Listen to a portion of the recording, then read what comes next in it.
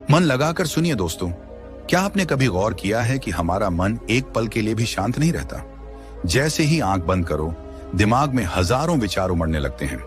कल क्या हुआ, आगे क्या होगा, लोग हमारे बारे में क्या सोचते हैं, हम किस तरह बेहतर बन सकते हैं, कैसे और ज्यादा कमा सकते हैं।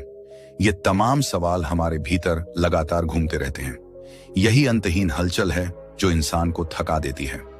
शरीर आराम करता है, लेकिन दिमाग कभी चैन नहीं लेने देता।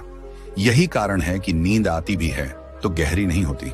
सोकर उठने के बाद भी थकान महसूस होती है, क्योंकि असली थकान शरीर की नहीं, मन की होती है। हमारा मन हर वक्त दौड़ता रहता है, कभी अतीत में तो कभी भविष्य में। अतीत की गलतियों और यादों से हम परेशान रहते हैं, भविष्य की चिंताओं और उम्मीदों से घिरे रहते हैं। लेकिन वर्तमान में जीना, इस पल को महसूस करना, ये हम भूल चुके हैं। यही वजह है कि मन की बेचैनी हमें पल भर भी चैन से नहीं रहने देती। सोचिए जरा, क्या आपने कभी ऐसा अनुभव किया है कि आप बैठे हों लेकिन भीतर जैसे कोई तूफान चल रहा हो? दिमाग लगातार सवाल पूछ रहा हो, जवाब खोज रहा हो, और जितना जवाब खोजो उतने ही नए सवाल उठ खड़े हों। यही है ओवरथिंकिंग, वही लगातार चलने वाली अंतहीन हलचल जो इंसान को भीतर से खोखला करती जाती है। इसी बेचैनी को समझाने के लिए भगवान गौतम बुद्ध ने एक अद्भुत शिक्षा दी थी। बुद्ध कहते थे, मन ही इंसान के दुख का सबसे बड़ा कारण है। बाहरी परिस्थितियां हमारे जीवन को उतना प्रभावित नहीं करती जितना हमारा अपना मन करता है। जब तक मन अशांत है, तब तक सुख और सुकून असंभव है। गौतम बुद्ध ने अपने शिष्यों को मन की स्थिति समझाने के लिए एक बहुत ही सरल और गहरी कहानी सुनाई। एक दिन बुद्ध ने अपने शिष्यों से कहा, एक खाली कटोरे में साफ पानी भरो। शिष्य पानी लेकर आए और बुद्ध ने कहा, अब इस पानी में थोड़ा मिट्टी डालो और कटोरे को हिलाओ। जैसे ही मिट्टी डाली गई, पानी मटमैला हो गया। बुद्ध ने पूछा, अब क्या तुम इसमें अपनी ही परछाई देख सकते हो? शिष्यों ने कहा, नहीं प्रभु, पानी इतना गंदला हो गया है कि कुछ भी दिखाई नहीं दे रहा। बुद्ध मुस्कुराए और बोले, अब इस कटोरे को ऐसे ही रख दो, मत हिलाओ। कुछ समय बाद जब मिट्टी नीचे बैठ गई और पानी फिर से साफ हो गया, तब बुद्ध ने पूछा, अब क्या देख पा रहे हो? शिष्य बोले, हाँ, अब पानी बिल्कुल साफ है और इसमें अपनी परछाई भी देख सकते हैं। बुद्ध ने कहा, यही है हमारे मन की स्थिति। जब मन इच्छाओं, गुस्से, ईर्ष्या और चिंता से भरा होता है, तब वह गंदले पानी की तरह हो जाता है। उसमें न तो सत्य दिखता है और न ही आत्मा की झलक। लेकिन जब मन को शांत छोड़ दो, जब विचारों की हलचल थम जाती है, तो मन भी साफ पानी की तरह निर्मल हो जाता है। उस समय इंसान खुद को पहचान पाता है और सच्चा सुकून अनुभव करता है। बुद्ध ने आगे कहा, जैसे कटोरे में गंदगी अपने आप नीचे बैठ जाती है, वैसे ही मन की गंदगी भी ध्यान और साधना से शांत हो जाती है। ध्यान का अर्थ यही है, मन को उसी हाल में छोड़ देना, उसे जबरदस्ती नियंत्रित करने की कोशिश न करना। जब आप सांस पर ध्यान लगाते हैं, तब मन धीरे धीरे स्थिर होने लगता है। सांस का आना जाना आपको वर्तमान में ले आता है और वही वर्तमान सुकून का असली दरवाजा है। सोचिए, जब इंसान हर वक्त अतीत और भविष्य की चिंता में उलझा रहता है, तो उसका वर्तमान बर्बाद हो जाता है। और जब वर्तमान ही उसके हाथ से फिसल गया, तो जीवन का अर्थ क्या बचा? बुद्ध ने यही समझाया कि जीवन का सत्य वर्तमान में है। अगर मन पर काबू पा लिया, तो दुख का कोई अस्तित्व ही नहीं रह जाता। यही कारण है कि आज भी ध्यान, मेडिटेशन और सांस पर नियंत्रण को मन की चाबी माना जाता है। सांस पर ध्यान लगाना एक साधारण सा अभ्यास है, लेकिन इसका असर गहरा है। जब आप अपनी सांस को महसूस करते हैं, तो मन की उथल पुथल कम होने लगती है। जैसे किसी समुद्र में तूफान हो और धीरे धीरे लहरें थम जाएं, उसी तरह मन भी शांत होने लगता है। और जब मन शांत हो जाता है, तभी असली सुकून का अनुभव होता है। तो दोस्तों, इस जीवन की भाग दौड़ में, इस शोरगुल में, अगर आप सच में चैन चाहते हैं, तो सबसे पहले मन को शांत करना सीखिए, क्योंकि समस्या बाहर की नहीं, भीतर की है। बाहर की परिस्थितियां बदलती रहेंगी, लेकिन अगर मन स्थिर है, तो कोई भी स्थिति आपको हिला नहीं सकती। मनुष्य का मन एक अद्भुत रहस्य है। यह कभी शांत झील की तरह स्थिर दिखाई देता है, तो कभी उफनती हुई नदी की तरह अनियंत्रित बहने लगता है। जब हम ओवर थिंकिंग की बात करते हैं, तो मनोविज्ञान हमें बताता है कि यह दिमाग का एक स्वाभाविक पैटर्न है। हमारा मस्तिष्क समस्याओं को हल करने की कोशिश में बार बार उन्हीं बातों को दोहराता है। यह प्रवृत्ति कभी मददगार होती है तो कभी बोझ बन जाती है। मनोवैज्ञानिक कहते हैं कि जब विचार नियंत्रण से बाहर हो जाए, जब उनका चक्र अनंत सा लगने लगे और हमारी नींद, काम या रिश्तों पर असर डालने लगे, तभी यह समस्या बन जाती है। आम इंसान अपने जीवन में इस जाल से कैसे बच सकता है? सबसे पहला उपाय है जागरूकता। यह समझ लेना कि हम सोच रहे हैं और यह सोच हमारी शांति को भंग कर रही है, यही शुरुआत है। मनोविज्ञान बताता है कि छोटी छोटी आदतें इस चक्र को तोड़ सकती हैं, जैसे दिन भर में थोड़ी देर टहलना, अपनी भावनाओं को लिख लेना, किसी भरोसेमंद से बातचीत करना या बस कुछ मिनट अपनी सांसों पर ध्यान टिकाना। जब हम विचारों को बाहर उतारते हैं या उनका अवलोकन करते हैं, तो वे हमें नियंत्रित करने की बजाय हमारे नियंत्रण में आने लगते हैं। तर्कशास्त्रियों का दृष्टिकोण थोड़ा अलग है। उनका मानना है कि ओवरथिंकिंग इसलिए होता है क्योंकि हम तर्क की सीमा को पार कर जाते हैं। हर संभावना पर विचार करना, हर परिणाम का पूर्वानुमान लगाना और हर स्थिति को बार बार तौलना हमें थका देता है। तर्कशास्त्र कहता है कि विचार उपयोगी हैं, पर अनंत तर्क व्यर्थ है। निर्णय वहीं होता है जहां विचार और आस्था का संतुलन बैठता है। इसीलिए वे कहते हैं कि व्यक्ति को अपने सोचने की प्रक्रिया को समय और सीमा में बांधना चाहिए। यदि एक प्रश्न पर बहुत देर तक उत्तर न मिले, तो उसे छोड़कर थोड़ी दूरी बनाना भी जरूरी है। गौतम बुद्ध ने इस समस्या को बहुत गहराई से समझाया। उन्होंने कहा कि मन ही दुख का कारण है। जब मन इच्छाओं और भय के बीच झूलता रहता है, तो वह अशांत हो जाता है। बुद्ध ने अपने अनुयायियों को सिखाया कि इच्छाओं की पकड़ ढीली करो, वर्तमान क्षण में लौटो और सांस का सहारा लो। उन्होंने कटोरे और पानी की उपमा दी। जब कटोरे का पानी बार बार हिलाया जाए, तो उसमें कुछ भी साफ दिखाई नहीं देता, पर यदि उसे स्थिर छोड़ दिया जाए, तो सारी गंदगी नीचे बैठ जाती है और पानी पारदर्शी हो जाता है। मन भी ऐसा ही है। यदि उसे लगातार उलझाते रहो, तो उसमें शांति नहीं मिलेगी, लेकिन यदि उसे ध्यान के माध्यम से स्थिर करना सीख लो, तो जीवन की सच्चाई स्पष्ट दिखने लगेगी। मन और दिमाग में फर्क समझना यहाँ बेहद जरूरी है। दिमाग हमारा जैविक अंग है। ये तंत्रिकाओं और रसायनों का जाल है जो जानकारी को संसाधित करता है। ये एक कंप्यूटर की तरह है, निर्देश पाता है और उन्हें क्रियान्वित करता है। लेकिन मन वह अनुभव है जो इस दिमाग के जरिए उत्पन्न होता है। मन विचारों, भावनाओं और इच्छाओं का घर है। दिमाग साधन है, लेकिन मन उसका उपयोग करता है। यदि मन अस्थिर है, तो दिमाग का सर्वश्रेष्ठ उपयोग भी गलत दिशा में चला जाता है। यही वजह है कि मन का नियंत्रण और दिमाग की शांति दोनों जीवन में संतुलन लाने के लिए आवश्यक है। दिमाग शांत करना क्यों जरूरी है? क्योंकि जब दिमाग लगातार सक्रिय रहता है, जब वह बिना रुके प्रश्नों, आशंकाओं और गणनाओं में उलझा रहता है, तब शरीर भी थक जाता है। नींद टूटने लगती है, धड़कनें तेज होने लगती हैं और छोटी सी बात पर क्रोध या डर बढ़ने लगता है। दिमाग का शांत होना शरीर और आत्मा के लिए उतना ही महत्वपूर्ण है जितना हृदय का धड़कना। जब दिमाग शांत होता है, तो निर्णय स्पष्ट हो जाते हैं, रिश्तों में कोमलता आती है और रचनात्मकता सहज रूप से खिलने लगती है। बुद्ध कहते हैं कि मन की शांति का मार्ग कठिन नहीं है, पर धैर्य की मांग करता है। ध्यान, करुणा और जागरूकता इसके 3 मुख्य स्तंभ हैं। मनोविज्ञान भी इन्हीं बातों की पुष्टि करता है। ध्यान तनाव कम करता है, करुणा रिश्तों को मजबूत करती है और जागरूकता व्यक्ति को वर्तमान क्षण में जकड़े रखती है। यदि हम यह सीख लें कि कब सोचना है और कब रुकना है, तो जीवन बहुत सरल और हल्का हो सकता है। और यही वह मूल शिक्षा है जो हमें याद रखनी चाहिए। मन को साधो, क्योंकि वही दुख और सुख दोनों का स्रोत है। दिमाग को शांत करो, क्योंकि वही तुम्हारे हर निर्णय का आधार है। और वर्तमान में लौट आओ, क्योंकि वहीं तुम्हें असली शांति और स्वतंत्रता मिल सकती है। जिंदगी का सबसे बड़ा युद्ध बाहर की दुनिया से नहीं, भीतर से लड़ा जाता है। हम अक्सर यह मान बैठते हैं कि असली संघर्ष पैसे कमाने का है, नाम कमाने का है या रिश्तों में सफलता पाने का है, लेकिन सच यह है कि असली जंग हमारे ही मन से है। मन जो हर पल डगमगाता है, कभी उम्मीद देता है तो कभी डराता है, कभी आत्मविश्वास भरता है तो कभी निराशा में डुबो देता है। यही मन है जो हमें हजारों रास्ते दिखाता है और फिर उन्हीं रास्तों पर भटका भी देता है। मन को शांत करना इतना मुश्किल क्यों है? क्योंकि मन हर पल भाग रहा है। एक जगह टिक कर रहना इसे आता ही नहीं। हम किसी काम पर ध्यान देने की कोशिश करते हैं तो यह भविष्य की चिंता में चला जाता है या फिर अतीत की यादों में उलझ जाता है। यही कारण है कि आज की आधुनिक मनोविज्ञान भी कहती है कि इंसान की सबसे बड़ी समस्या उसका ओवरथिंकिंग है। सोचते सोचते आदमी थक जाता है, लेकिन हल कहीं से नहीं निकलता। मन जितना भागता है, शरीर उतना ही थक जाता है और इंसान खोखला महसूस करने लगता है। लेकिन क्या यह हमेशा से ऐसा था? अगर हम गौर करें तो पाएंगे कि इंसान का मन हमेशा से भटकता रहा है।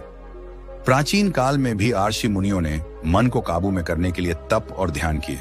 बुद्ध ने भी मन की बेचैनी को दुख का मूल कारण बताया। उन्होंने कहा कि जब तक मन को साधा नहीं जाएगा तब तक न शांति मिलेगी न आनंद।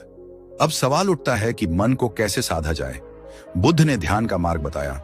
ध्यान यानी अपने मन को एक जगह टिकाना, अपनी सांसों पर ध्यान देना। यह सुनने में बहुत साधारण लगता है, लेकिन यही साधारण अभ्यास भीतर गहरी क्रांति ला सकता है। जब आप अपनी सांस पर ध्यान देते हैं तो धीरे धीरे मन की उथल पुथल शांत होने लगती है। शुरुआत में यह बहुत मुश्किल लगता है क्योंकि मन तुरंत भटक जाता है, लेकिन जैसे जैसे आप इसे बार बार लाते हैं मन की पकड़ ढीली पड़ने लगती है। यही प्रक्रिया धीरे धीरे आपको सिखाती है कि आप मन के मालिक हैं, मन आपका मालिक नहीं। आधुनिक विज्ञान भी इस बात की पुष्टि करता है। न्यूरोसाइंस में यह पाया गया है कि ध्यान करने से मस्तिष्क की संरचना बदलती है। एमिगडाला, जो तनाव और डर के लिए जिम्मेदार है, उसका प्रभाव कम हो जाता है। वहीं प्रीफ्रंटल कॉर्टेक्स, जो निर्णय और आत्मनियंत्रण से जुड़ा है, मजबूत हो जाता है। इसका मतलब यह हुआ कि नियमित ध्यान से आप न सिर्फ शांत रहते हैं बल्कि जीवन के कठिन फैसले भी बेहतर तरीके से ले पाते हैं। अब सोचिए, जब मन नियंत्रित हो जाता है तो जीवन कितना आसान हो सकता है। आपको गुस्सा आता है, लेकिन गुस्से में बहने के बजाय आप उसे देख पाते हैं। आपको चिंता घेरती है, लेकिन उसमें डूबने के बजाय आप उसके ऊपर खड़े हो जाते हैं। यह ठीक वैसा ही है जैसे समुद्र में तूफान चल रहा हो, लेकिन आप गहरे में जाकर शांति का अनुभव करें। मन और दिमाग का फर्क समझना भी जरूरी है। दिमाग एक जैविक अंग है जो सोचने और निर्णय लेने का काम करता है, लेकिन मन दिमाग से उत्पन्न होने वाली वह धारा है जिसमें विचार, भावनाएं, इच्छाएं और स्मृतियां बहती रहती हैं। दिमाग मशीन की तरह है, लेकिन मन उस मशीन का अनुभव है। इसलिए दिमाग को आप विज्ञान से समझ सकते हैं, लेकिन मन को समझने के लिए आपको भीतर उतरना होगा। जीवन की दौड़ में हम अक्सर अपने मन को नजरअंदाज कर देते हैं। हम बाहर की दुनिया को सजाने संवारने में लगे रहते हैं, लेकिन भीतर की इस भीड़ को संभालने की फुर्सत नहीं निकालते। यही कारण है कि लोग बाहर से सफल दिखते हैं, लेकिन भीतर से टूटे हुए रहते हैं। यही कारण है कि अमीरी और शोहरत पाने के बाद भी कई लोग खालीपन महसूस करते हैं। असली शांति तब आती है जब मन शांत हो जाता है। तर्कशास्त्रियों ने भी कहा है कि मन को जीतना ही सबसे बड़ी जीत है। अगर आप दूसरों पर जीत हासिल करते हैं तो वह सिर्फ एक पल की जीत होती है, लेकिन अगर आपने अपने मन पर विजय पा ली तो वह जीवन भर आपके साथ रहती है। आत्मनियंत्रण से बड़ी कोई ताकत नहीं, लेकिन यह सब सुनने में अच्छा लगता है, करने में कठिन क्यों है? क्योंकि मन की आदतें बहुत पुरानी हैं। मन वही करता है जो उसने सालों से सीखा है। अगर वह हमेशा भागता रहा है तो वह भागता रहेगा। अगर वह हमेशा टालता रहा है तो वह टालेगा। इसलिए अभ्यास जरूरी है। हर दिन कुछ समय निकालकर मन को साधना ही होगा। कल्पना कीजिए कि आपका मन एक बंदर है। वह हर जगह कूदता फांदता है। आप उसे पकड़ने की कोशिश करते हैं तो वह और तेज भागता है, लेकिन अगर आप उसे धीरे धीरे प्यार से साधना शुरू करते हैं, उसे रस्सी से हल्के हल्के बांधते हैं, तो धीरे धीरे वह शांत हो जाता है। यही प्रक्रिया ध्यान की है। आज की भाग दौड़ भरी जिंदगी में ध्यान सिर्फ संतों के लिए नहीं है, यह हर इंसान के लिए जरूरी है। चाहे आप छात्र हों, नौकरी पेशा हों, व्यापारी हों या गृहिणी, सबको इसकी जरूरत है। क्योंकि मन की शांति के बिना कोई भी काम लंबे समय तक सफल नहीं हो सकता। सोचिए, जब मन भटकना बंद कर दे, जब वह आपके आदेश पर काम करने लगे, तो आप कितने शक्तिशाली बन जाएंगे। आपके भीतर वह ऊर्जा जागेगी जो अब भी बिखरी हुई है। आपकी एकाग्रता बढ़ेगी, आपकी सोच साफ होगी और आप अपनी जिंदगी को वैसा बना पाएंगे जैसा आप चाहते हैं। यही असली स्वतंत्रता है, मन की कैद से मुक्त होना। मन को साधने की यह यात्रा आसान नहीं है, लेकिन असंभव भी नहीं है। हर छोटा कदम आपको मंजिल की ओर ले जाता है। जैसे जैसे आप इस राह पर बढ़ते हैं, वैसे वैसे आपको भीतर का आनंद मिलने लगता है, और यही आनंद जीवन का असली खजाना है। गौतम बुद्ध ने कहा था, मन ही सब कुछ है, आप जैसा सोचते हैं वैसे ही बन जाते हैं। अगर आपका मन बिखरा हुआ है तो आपकी जिंदगी भी बिखरी होगी। अगर आपका मन शांत है तो जिंदगी भी संतुलित होगी। इसलिए मन को साधने से बड़ा कोई धर्म, कोई साधना, कोई तपस्या नहीं है। हम सब चाहते हैं कि हमारा मन हमारे नियंत्रण में रहे, लेकिन अक्सर होता यह है कि हम मन के नियंत्रण में जीते हैं। मन कहता है उठो तो उठते हैं, मन कहता है टालो तो टालते हैं, मन कहता है गुस्सा करो तो गुस्सा कर लेते हैं। लेकिन क्या यह हमेशा ऐसा ही रहना जरूरी है? असल बात तो यह है कि रोजमर्रा की छोटी छोटी आदतें अगर बदली जाएं तो मन को वश में करना बहुत आसान हो जाता है। जैसे सुबह उठते ही हम क्या करते हैं, ये पूरे दिन का मूड तय करता है। अगर उठते ही मोबाइल स्क्रॉल करना शुरू कर दिया तो मन तुरंत बाहर की भीड़ में फंस जाएगा।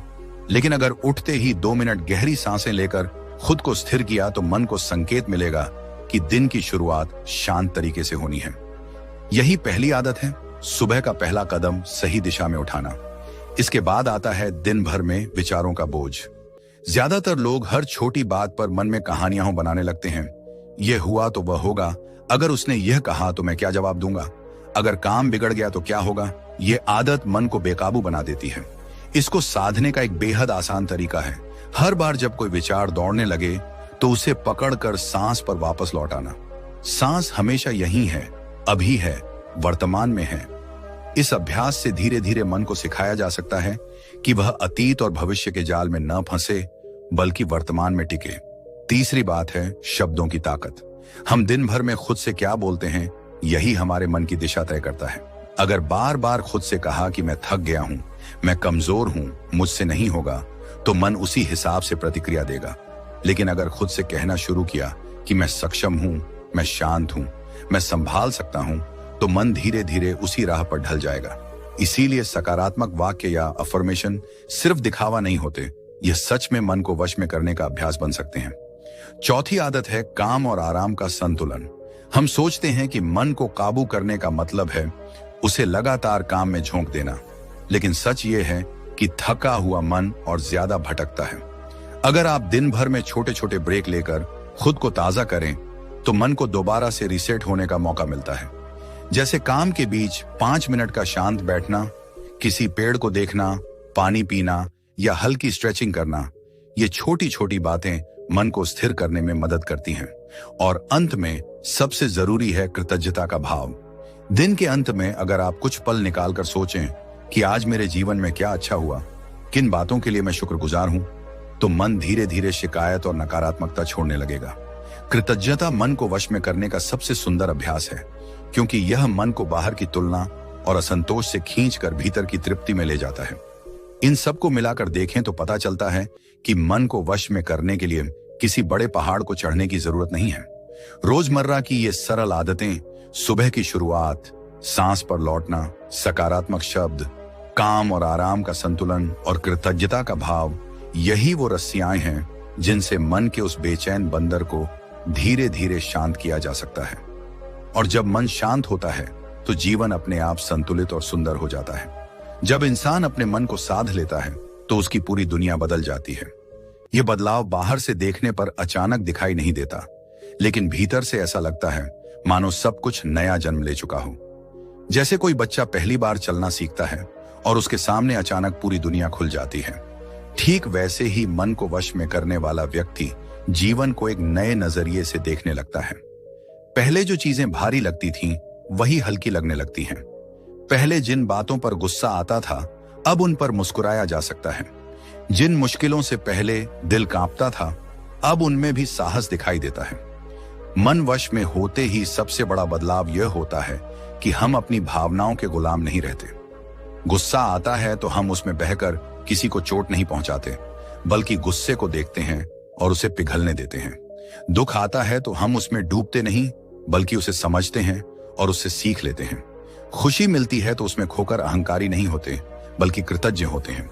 भावनाओं का यह संतुलन ही जीवन को गहराई देता है। यह संतुलन ऐसा है जैसे समंदर की सतह पर लहरें उठ रही हों, लेकिन गहराई में हमेशा शांति हो। जब मन वश में हो जाता है तो इंसान उस गहराई को जीना सीख लेता है। दूसरा बड़ा बदलाव है एकाग्रता। पहले मन हर दिशा में भागता था, कोई काम पूरा करना मुश्किल लगता था, लेकिन जब मन साध लिया जाता है तो वही मन लेजर बीम की तरह एक जगह टिकता है। छोटी सी कोशिश भी बड़े परिणाम लाने लगती है। पढ़ाई करने वाला छात्र गहराई से समझने लगता है, काम करने वाला इंसान हर काम में परफेक्शन लाने लगता है, और कलाकार अपनी कला में डूबकर नए आयाम पैदा करने लगता है। ये एकाग्रता अपने आप में एक सिद्धि है, क्योंकि यही वह शक्ति है जिससे असंभव लगने वाले काम भी संभव हो जाते हैं। मन वश में होते ही आत्मविश्वास भी जगता है। पहले हम बाहरी परिस्थितियों पर निर्भर रहते थे, लोग क्या कहेंगे, कौन साथ देगा, कौन विरोध करेगा। लेकिन जब मन अपने नियंत्रण में हो तो भीतर से एक आवाज उठती है कि मुझे किसी की अनुमति की जरूरत नहीं है, मेरा जीवन मेरे अपने हाथों में है। यह आत्मविश्वास किसी अहंकार से नहीं आता, बल्कि भीतर की स्थिरता से आता है। और यही आत्मविश्वास इंसान को असली सफलता की ओर ले जाता है। अगर सिद्धियों की बात करें तो प्राचीन योग और ध्यान परंपराओं में कई सिद्धियों का जिक्र मिलता है, जैसे भविष्य का आभास होना, किसी का मन पढ़ लेना, अद्भुत स्मरण शक्ति, कठिन परिस्थितियों में भी धैर्य बनाए रखना। लेकिन असली सिद्धि वही मानी जाती है जब इंसान बाहरी शक्तियों में उलझकर समय बर्बाद न करे, बल्कि भीतर की स्वतंत्रता का अनुभव करे। एक ऐसी स्थिति जहां किसी भी सुख दुख से आप हिले नहीं। यह सिद्ध शायद सुनने में साधारण लगे, लेकिन यही जीवन का सबसे बड़ा चमत्कार है। क्योंकि जो इंसान परिस्थितियों के पार जाकर स्थिर रह सकता है, उसे कोई हरा नहीं सकता। मन वश में होने के बाद इंसान के रिश्तों में भी बदलाव आता है। पहले जहां छोटी सी बात पर बहस हो जाती थी, वहीं अब धैर्य और समझदारी आने लगती है। जब मन शांत होता है तो आप दूसरों की बातें ध्यान से सुनते हैं, उनकी भावनाओं को समझते हैं। इससे रिश्तों में गहराई और मिठास बढ़ती है। एक साधा हुआ मन किसी भी घर को मंदिर जैसा बना सकता है। यही कारण है कि कहा गया है, अगर एक इंसान भी परिवार में सचमुच ध्यान का अभ्यास करे तो पूरे परिवार का वातावरण बदल जाता है। मन को वश में करने के बाद जीवन में सफलता अपने आप आने लगती है, क्योंकि सफलता का आधार भाग दौड़ नहीं, बल्कि स्थिरता है। एक व्यापारी जिसकी सोच साफ है और जो भावनाओं में बहकर गलत निर्णय नहीं लेता, वह लंबे समय में जरूर सफल होगा। एक कलाकार जिसका मन बिखरा नहीं बल्कि केंद्रित है, उसकी रचना जरूर चमकेगी। एक साधारण इंसान भी अगर अपने मन पर काबू रख ले तो उसका हर कदम सही दिशा में बढ़ेगा और उसका जीवन सफल कहलाएगा। सिर्फ सफलता ही नहीं, मन वश में होने के बाद जीवन में आनंद भी आता है। वह आनंद जो बाहर की चीजों पर निर्भर नहीं है। पहले हम सोचते थे कि खुशी नई गाड़ी में है, बड़े घर में है या दूसरों की तारीफ में है। लेकिन जब मन को साधते हैं तो पता चलता है कि सच्ची खुशी तो भीतर बैठी है। यह वही खुशी है जो बिना किसी कारण के भी मिल सकती है।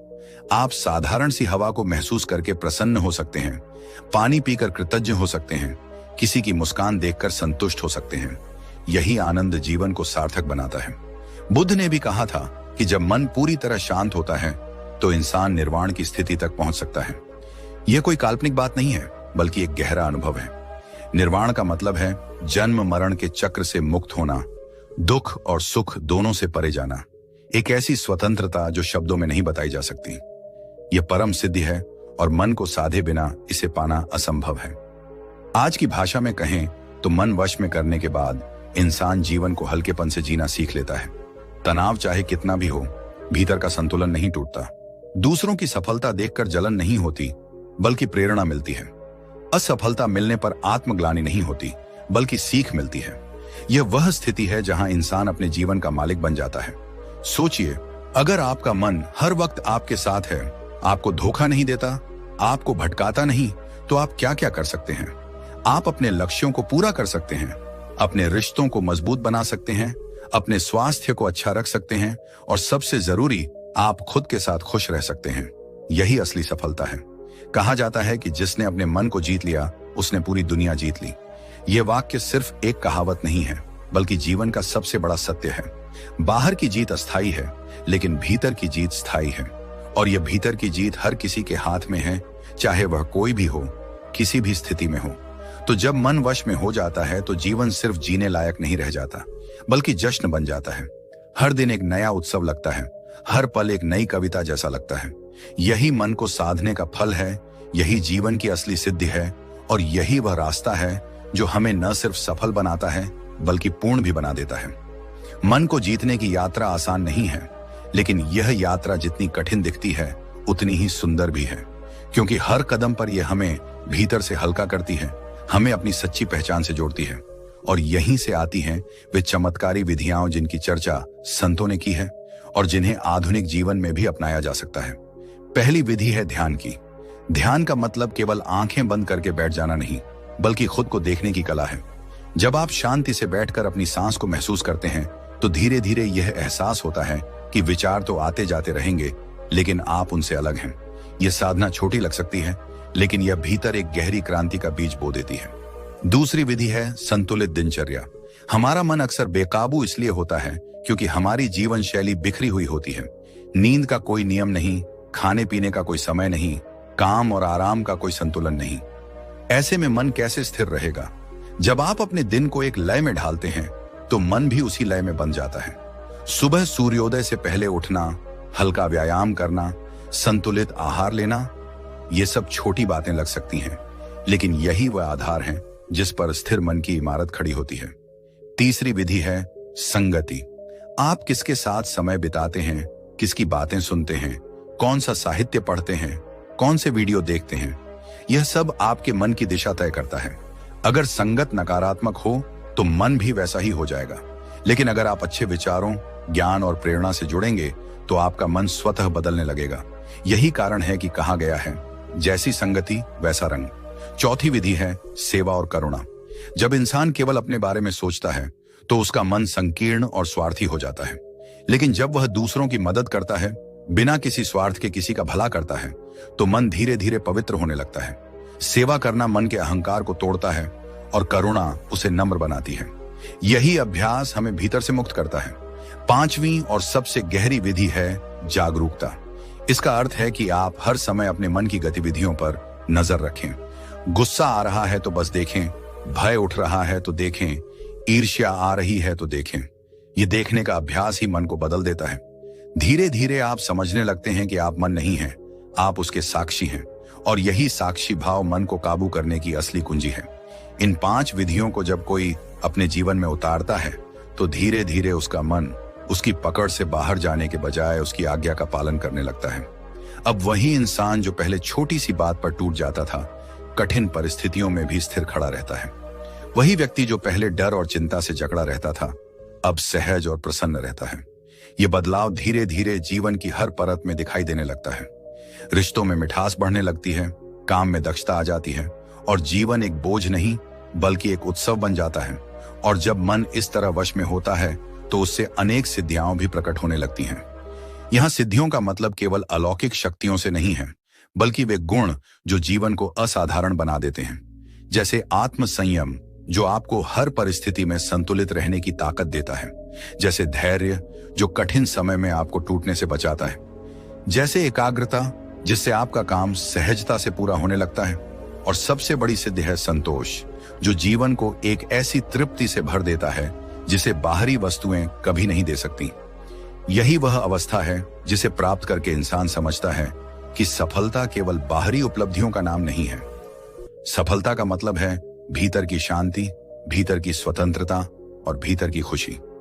जब मन पर विजय मिल जाती है तो बाहरी जीत अपने आप मिलने लगती है, और तब जीवन केवल जीने की मजबूरी नहीं रहता, बल्कि एक अवसर बन जाता है, कुछ सुंदर रचने का, कुछ सार्थक करने का। और दोस्तों, अगर आपको यह यात्रा रोचक लगी, अगर आपको लगा कि मन की शक्ति को समझना और उसे वश में करना ही जीवन की सबसे बड़ी कला है, तो हमसे जुड़े रहिए। हमारा यह चैनल इसी यात्रा को आगे बढ़ाने के लिए है। यहाँ हम बार बार उन बातों को खोलेंगे जो मन की गुत्थियों को सुलझाती हैं, जो जीवन को आसान और सार्थक बनाती हैं।